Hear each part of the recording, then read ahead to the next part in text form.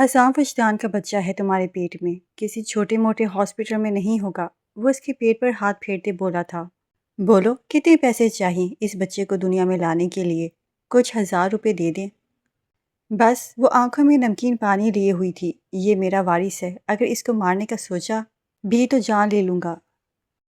وہ اس کے قریب آتا اس کے ہونٹوں کو اپنے ہونٹوں کی گرفت میں جکڑ چکا تھا۔ اس بچے کے پیدا ہونے کے بعد تمہیں 2 سال تک اسے اپنا دودھ پلانا ہوگا، اور اس دوران اگر تم پھر سے پریگننٹ ہوتی ہو تو تمہیں اس بچے کو دنیا میں لے کر آنا ہوگا۔ وہ سگریٹ کا کش لیتا اس کے سماعتوں پر بم پھوڑ گیا تھا۔ سمن کی طبیعت پھر سے کھڑے کھڑے بگڑ گئی۔ وہ اسے ہاسپٹل لے کر بھاگا۔ آپریشن تھیٹر کے باہر وہ بے جان سا کھڑا تھا کہ اچانک ہی 2 بچوں کی رونے کی آواز کانوں سے ٹکرائی۔ رات کا اندھیرا، وجدان کی آنکھوں کے گرد پڑے ہلکے اور الجھے ہوئے بال اس کی ذہنی اور جسمانی تھکاوٹ کی گواہی دے رہے تھے۔ وہ اس عالیشان کمرے میں بھی خود کو دنیا کی غریب ترین اور لاچار عورت محسوس کر رہی تھی۔ اچانک کمرے کا بھاری دروازہ ایک ہلکی سی آواز کے ساتھ کھلا۔ سمن کے وجود میں سنسنی دوڑ گئی۔ اسے مڑ کر دیکھنے کی ضرورت نہیں تھی، وہ ان بھاری قدموں کی آہٹ پہچانتی تھی۔ کمرے کی فضا میں اچانک ایک مہنگے اور تلخ پرفیوم کی خوشبو پھیل گئی تھی۔ یہ حسام وجدان تھا، وہ شخص جس کا نام سن کر شہر کے بڑے بڑے بزنس مین اور جاگیرداروں کے ماتھے پر پسینہ آ جاتا تھا، آج اس کمرے میں موجود تھا۔ اس کی شخصیت میں ایک ایسا رعب اور غرور تھا جو سامنے والے کو نگاہیں جھکانے پر مجبور کر دیتا تھا۔ حسام چلتا ہوا سمن کے بالکل پیچھے آ کر کھڑا ہو گیا۔ سمن کی سانسیں جیسے سینے میں ہی اٹک گئی۔ حسام کا قد سمن سے خاصا اونچا تھا اور اس کا سایہ سمن کے کمزور وجود پر ایک گہرے بادل کی طرح چھا گیا تھا۔ حسام نے اپنے دونوں ہاتھ آگے بڑھائے اور سمن کی ابھرے ہوئے پیٹ پر رکھ دیے۔ اس کے ہاتھوں کا لمس سرد تھا، لیکن اس میں ایک ظالمانہ حق ملکیت شامل تھا۔ سمن نے بے اختیار اپنی آنکھیں بند کر لی۔ حسام وجدان کا بچہ ہے تمہارے پیٹ میں۔ حسام کی بھاری اور رعبدار آواز کمرے کی خاموشی کو چیرتی ہوئی سمن کے کانوں سے ٹکرائی۔ اس کی آواز میں ایک ایسا غرور تھا جو سامنے والے کو جھکنے پر مجبور کر دے۔ یہ کسی چھوٹے موٹے ہاسپٹل میں نہیں ہوگا۔ وہ اس کے پیٹ پر آہستگی سے ہاتھ پھیرتے ہوئے بولا تھا۔ اس کا یہ عمل بظاہر کسی باپ کا اپنے ہونے والے بچے کے لیے پیار لگ سکتا تھا، لیکن سمجھ جانتی تھی کہ یہ پیار نہیں، صرف اپنے خون اور اپنے نام کا غرور تھا۔ حسام وجدان کے لیے یہ بچہ ایک انسان کم اور وجدان اسٹیٹ کا اگلا وارث زیادہ تھا۔ سمن کے ہونٹ کپ کپائے۔ اس نے اپنی انگلیاں آپس میں سختی سے الجھائی۔ تمہاری سوچ آج بھی اسی کچی بستی کے گندے نالوں تک محدود ہے، سمن۔ حسام نے اس کے کندھے کے قریب جھکتے ہوئے سرگوشی کی، جس میں طنز کی کاٹ واضح تھی۔ وجدان کا وارث اس دنیا میں بادشاہوں کی طرح آنکھ کھولے گا۔ شہر کے سب سے بڑے اور مہنگے پرائیویٹ ہسپتال کا پورا فلور بک کروا چکا ہوں میں۔ اس بچے کی پیدائش پر وہ جشن ہوگا جو اس شہر نے کبھی نہیں دیکھا ہوگا۔ سمن کے اندر ایک درد کی لہر اٹھی۔ اس شخص کو صرف اپنے نام کی پرواہ تھی۔ سمن کی تکلیف، اس کے خوف اور اس کی ممتا کی اس کے نزدیک کوئی اہمیت نہیں تھی۔ حسام نے اسے کندھوں سے پکڑ کر اپنی طرف موڑا۔ اس کی سیاہ اور گہری آنکھیں سمن کے زرد چہرے کا جائزہ لے رہی تھی۔ بولو، حسام نے اپنے گرفت اس کے کندھوں پر قدرے سخت کرتے ہوئے پوچھا۔ کتنے پیسے چاہیے اس بچے کو دنیا میں لانے کے لیے؟ یہ سوال سمن کی روح پر ایک جابر کی طرح لگا تھا۔ کتنے پیسے؟ کیا ممتا کی کوئی قیمت نہیں ہوتی ہے؟ کیا 9 مہینے ایک جان کو اپنے جسم کے خون سے سینچنے کا کوئی مول لگایا جا سکتا ہے؟ لیکن حسام وجدان کی دنیا میں ہر چیز بکتی تھی، ہر چیز کی ایک قیمت تھی، اور آج وہ اس سے اس کے بچے کی قیمت پوچھ رہا تھا۔ سمن کی آنکھوں میں آنسو کا سیلاب امڑ آیا۔ اس کے ضبط کا بندھن ٹوٹنے لگا۔ اس نے اپنی لرزتی ہوئی پلکیں اٹھا کر حسام کے بے رحم آنکھوں میں دیکھا۔ وہ جانتی تھی کہ وہ کروڑوں اربوں مانگتی تو وہ شخص اسے وہیں کھڑے کھڑے چیک بک پر دستخط کر کے دے دیتا، لیکن اسے یہ دولت، یہ محل، یہ سب کچھ زہر لگتا تھا۔ کچھ 1000 روپے دے دیں بس۔ وہ آنکھوں میں نمکین پانی لیے ایک ہچکی کے ساتھ بولی تھی۔ میں بس اتنا ہی چاہتی ہوں کہ میرے پاس ایمرجنسی کے لیے کچھ پیسے ہوں۔ اس کی یہ بات سن کر حسام کی آنکھوں میں ایک دم شعلے بھڑ اٹھے۔ اس کے ماتھے پر غصے سے بل پڑ گئے۔ اس شخص کے لیے کچھ 1000 روپے کی بات کرنا اس کی توہین کے مترادف تھا۔ وجدان کی بیوی، اس کے وارث کی ماں، اسے چند 1000 روپے کی بھیک مانگ رہی تھی۔ بکواس بند کرو، حسام دھارا، اور اس کی آواز سے کمرے کے شیشے بھی لرز گئے۔ اس نے سمن کے بازو کو اتنی سختی سے پکڑا کہ سمن کے منہ ایک دبی ہوئی چیخ نکل گئی۔ یہ میرا وارث ہے، اس نے سمن کو جھنجھوڑتے ہوئے کہا۔ اس کی آنکھوں میں ایک وحشت ناچ رہی تھی۔ اگر اس کو مارنے کا یا اسے لے کر کہیں بھاگنے کا سوچا بھی تو جان لے لوں گا، تمہاری سمجھی؟ تم حسام وجدان اپنے خون کے لیے اس پوری دنیا کو آگ لگا سکتا تھا۔ سمن خوف سے کانپنے لگی، آنسو اس کے گالوں پر تیزی سے بہہ رہے تھے۔ میں نے ایسا کچھ نہیں سوچا، چھوڑیں، مجھے درد ہو رہا ہے۔ لیکن حسام اس وقت کسی جنون کے زیر اثر تھا، اس لیے سمن کی بات کو مکمل طور پر نظر انداز کر دیا۔ اس کی نظریں سمن کے کانپتے خشک ہونٹوں پر ٹھہر گئی۔ اس سے پہلے کہ سمن کچھ سمجھ پاتی یا پیچھے ہٹتی، حسام بے دردی سے اس کے قریب آیا۔ اس نے اپنے ایک ہاتھ سے سمن کی گردن کے پچھلے حصے کو جکڑا اور دوسرے ہی لمحے وہ اس کے ہونٹوں کو اپنے ہونٹوں کی گرفت میں جکڑ چکا تھا۔ یہ کوئی محبت بھرا لمس نہیں تھا، یہ ایک سزا تھی، ایک ملکیت کا دعویٰ تھا اور ایک ظالمانہ احساس برتری تھا۔ سمن کا سانس رکنے لگا، وہ اس کی مضبوط گرفت سے نکلنے کے لیے اپنے کمزور ہاتھوں سے اس کے چوڑے سینے پر ضربیں لگانے لگی، لیکن حسام کے سامنے اس کی مزاحمت کسی چونٹی کی مزاحمت سے زیادہ نہیں تھی۔ اس نے سمن کو تب تک نہیں چھوڑا جب تک اس کا اپنا غصہ کچھ ٹھنڈا نہیں ہو گیا اور سمن کا سانس اکھڑنے نہیں لگا۔ آخر کار اس نے سمن کو ایک جھٹکے سے خود سے دور کیا۔ سمن لڑکھڑائی اور بیڈ کے کنارے کا سہارا لے کر گرنے سے بچی۔ وہ کھانس رہی تھی اور اس کا سینہ تیزی سے اوپر نیچے ہو رہا تھا۔ حسام نے اپنی جیب سے ایک مہنگا سلور لائٹر اور سگریٹ نکالی۔ اس نے سگریٹ ہونٹوں میں دبائی اور اسے سلگایا۔ کمرے میں دھواں اور تمباکو کی تیز بو پھیلنے لگی۔ وہ بڑے سکون سے کھڑکی کے پاس جا کر کھڑا ہو گیا جہاں کچھ دیر پہلے سمن کھڑی تھی۔ سمن خوفزدہ نظروں سے اس کی چوڑی پشت کو دیکھ رہی تھی۔ وہ جانتی کہ طوفان ابھی تھما نہیں ہے۔ حسام کی خاموشی ہمیشہ کسی بڑے سانحے کا پیش خیمہ ہوتی تھی۔ حسام نے سگریٹ کا ایک گہرا کش لیا اور دھواں فضا میں چھوڑتے ہوئے بغیر پیچھے مڑے بولا، تمہارا کام صرف اس بچے کو پیدا کرنا نہیں ہے۔ اس کی آواز اب پہلے سے زیادہ سرد اور بے جذبہ تھی۔ اس بچے کے پیدا ہونے کے بعد حسام نے اپنی بات جاری رکھی اور مڑ کر سمن کی طرف دیکھا۔ اس کی آنکھوں میں ایک ایسا فیصلہ تھا جسے کوئی نہیں ٹال سکتا تھا۔ تمہیں 2 سال تک اسے اپنا دودھ پلانا ہوگا۔ میرا وارث کسی ڈبے کا یا کسی اور عورت کا دودھ نہیں پیے گا، وہ خالص حسام وجدان کا خون ہے۔ اسے مکمل نگہداشت ملے گی۔ سمن نے حیرت اور دکھ سے اسے دیکھا۔ کیا وہ واقعی کوئی گائے یا بکری تھی جسے صرف نسل بڑھانے اور دودھ پلانے کے لیے اس محل میں باندھ کر رکھا گیا تھا؟ لیکن حسام کی بات ابھی ختم نہیں ہوئی تھی۔ اس نے سگریٹ کا ایک اور کش لیا۔ اس کا اگلا جملہ ایسا تھا جس نے سمن کی روح تک کو چھلنی کر دیا، اور اس دوران حسام نے دھواں سمن کے چہرے کی طرف اڑاتے ہوئے سفاکی سے کہا، اگر تم پھر سے پریگننٹ ہوتی ہو تو تمہیں اس بچے کو بھی دنیا میں لے کر آنا ہوگا۔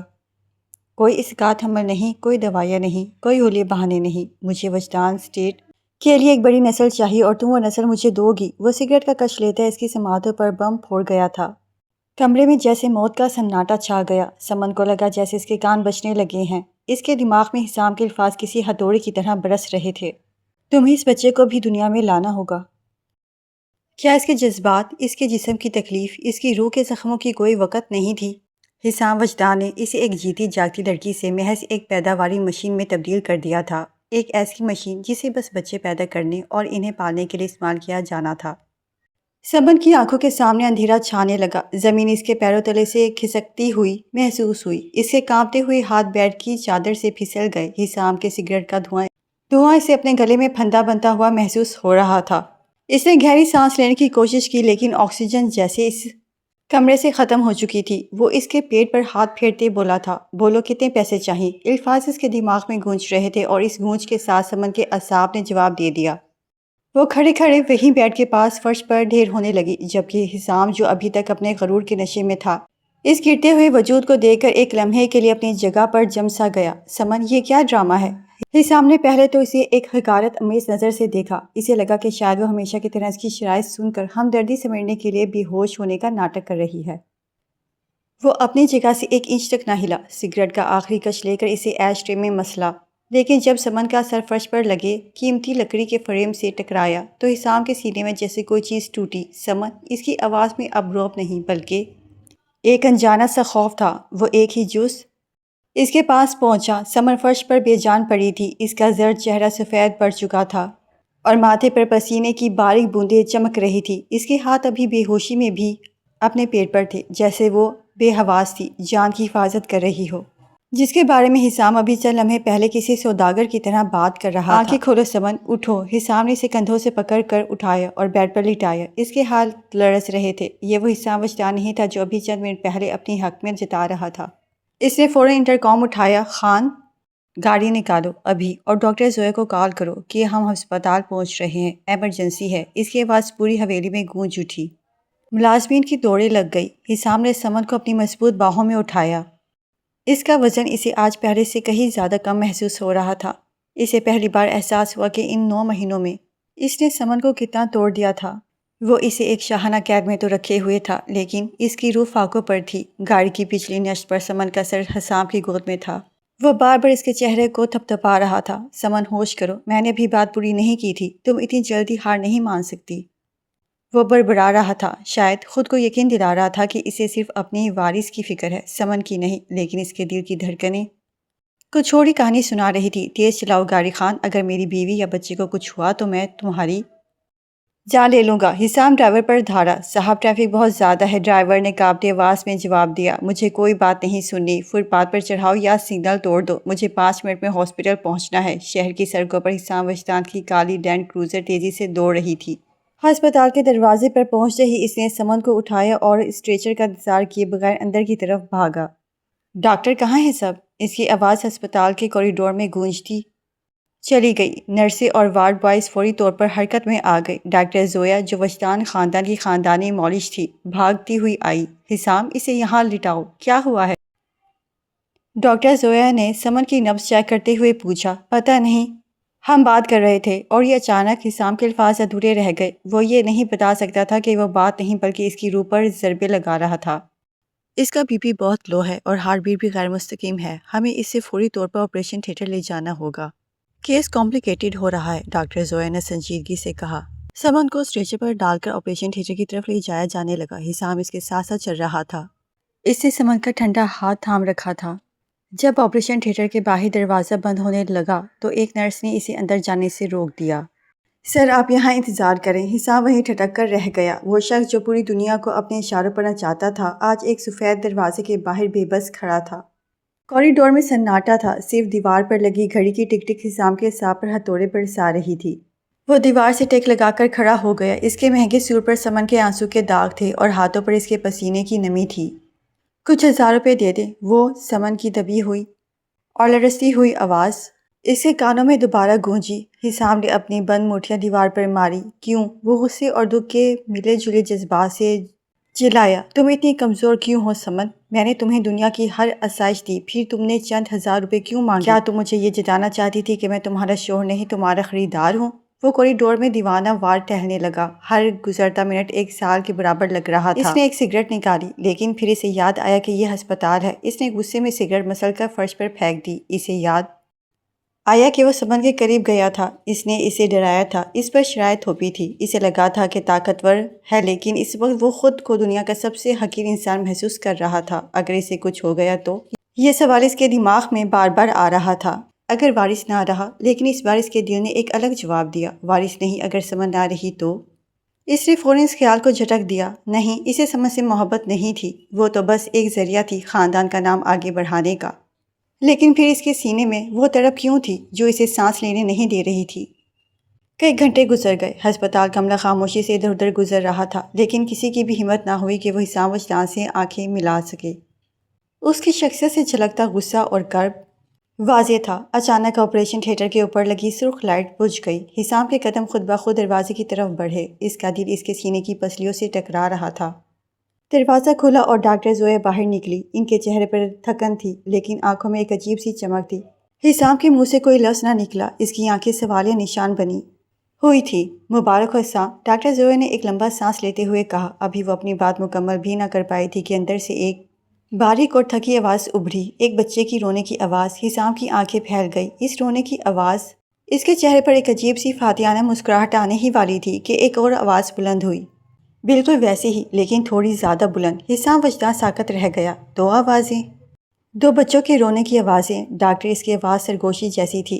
جڑواں بیٹے ہوئے ہیں حسام، اللہ نے تمہیں 2 وارث عطا کیے ہیں۔ حسام کے کانوں میں جیسے کسی نے ہزاروں گھنٹیاں بجا دی ہوں۔ 2 بیٹے، اس کا غرور، اس کی سلطنت، اس کا نام، سب محفوظ ہو گیا تھا۔ لیکن اس کی نظریں ڈاکٹر کے پیچھے سمن کو تلاش کر رہی تھی۔ سمن، وہ کیسی ہے؟ ڈاکٹر زویا کا چہرہ ایک دم سنجیدہ ہو گیا۔ سمن نے بہت زیادہ خون کھو دیا ہے حسام، وہ ابھی بھی ہوش ہے اور اگلے 24 گھنٹے اس کے لیے بہت اہم ہیں۔ ہم اسے آئی سی یو میں شفٹ کر رہے ہیں۔ حسام کی خوشی کا غبار ایک پل میں پھٹ گیا۔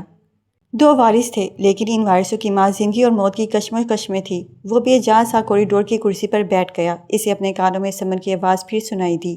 یہ میرا وارث ہے، اگر اسے مارنے کا سوچا بھی تو جان لے لوں گا۔ اس نے اپنی آنکھیں سختی سے بند کر لی۔ اسے محسوس ہوا کہ قدرت نے اسے ایک ہی وقت میں سب کچھ دے دیا تھا اور سب کچھ چھینے کی دھمکی بھی دے دی تھی۔ وارث آ چکے تھے، لیکن ان کی قیمت شاید اس سے کہیں زیادہ تھی۔ یتیم حساں وجدان ادا کرنے کے لیے تیار تھا۔